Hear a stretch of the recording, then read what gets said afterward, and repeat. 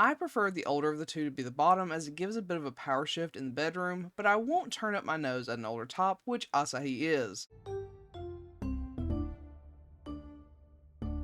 Hi, welcome back to my channel! Today, we'll be discussing Love Nest by Yuu Minaduki. And if you haven't already, go ahead and click subscribe and get your Be a Library card for the Be a Library. Before we get started, there will be spoilers, so if you don't want to be spoiled on this manga, go ahead and click off now. No worries, I'll catch you next time. For those of you who decide to stick around, let's go over some content warnings. There may be references to excessive drinking, mentions of divorce, not between the main couple, mentions of sex work, age gap, mentions of cheating, not between the main couple, rape, homomesia, violence, overwork, manipulation, mentions of alcoholism, child abandonment, child neglect, prejudice, kidnapping, mentions of abortion, mentions of infertility, and attempted statutory gang rape, as these things do appear in the manga. But if that's okay with you, let's go and get started.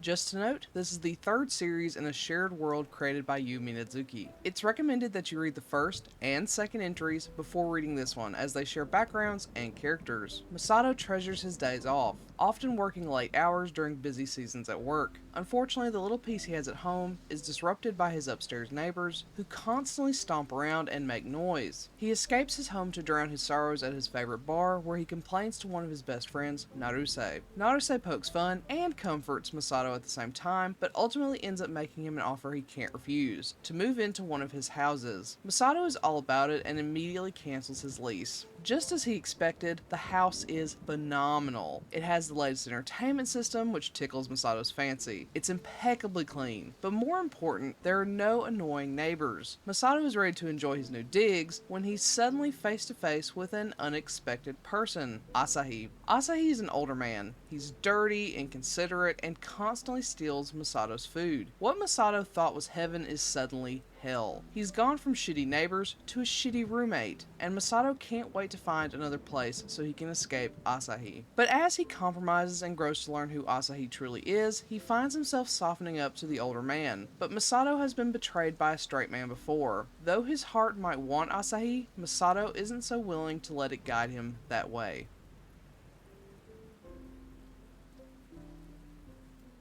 As with all the other titles in this connected series of other series, the art has an older style to it. It gets cleaner as the series goes along, which is to be expected, and part of the reason I adore reading more and more titles from the same artists. I wouldn't say this artist is my favorite by any means, but it's interesting to see how their art develops as time goes on. This still has an antiquated feel to it, but Masato's design feels very modern and fresh to me, which is interesting to see when compared to the initial couple's designs from the first two entries in this universe. Now, Masato does appear in Change World, but I couldn't appreciate his design since he played the annoying villain in that series. But in this series, with him being front and center, I can really appreciate it. Unfortunately, Asahi look-wise isn't nearly as interesting. He looks like an old school yaoi top, but I love him, so it's fine. Now, as I mentioned in the content warnings, there is an age gap. I personally love an age gap as long as it's between two adults, which this is. It's fairly substantial, however, which I imagine will turn some people off. I prefer the older of the two to be the bottom as it gives a bit of a power shift in the bedroom, but I won't turn up my nose at an older top, which Asahi is. I like how open Asahi is about whether or not he's straight. Masato refers to him as a straight man, but Asahi never confirms or denies it. He gives me very much pansexual vibes, which I adore as a pansexual myself. He's attracted to Masato because he is attractive, not because of his gender. I'm all about it. The story is also right up my alley. I love that Masato and Asahi are both injured souls from past lovers. While they may appear on the surface as complete opposites, it's not long before they realize how similar they are. Masato gave his heart to a man who only used him for sex and ultimately left him for a woman. On the other hand, Asahi was married, but he divorced when his wife became pregnant by another man. Both were betrayed by the ones they loved. Both of these backgrounds are pretty equally explored, and I think they provide the perfect amount of tension and background to make their character and relationship growth satisfying and believable. However, towards the end, we're introduced to Asahi's brother, whom, as it turns out, Masato manipulated and was quite cruel to in the past, partially due to the trauma he experienced with his ex. I personally hated this section. It felt needless and a bit exaggerated in comparison to the other points of tension between Masato and Asahi. It does lead to a very sweet moment where Asahi's brother accepts the relationship, though I don't think that sweet moment was worth the added stress and drama that came along with it. I do think part of the reason it was added because otherwise it would be an awkward length for the length of a manga. Not quite long long enough for 2 volumes, but too long for 1. I just think this would have been so much more cohesive without that unnecessary conflict, but here we are.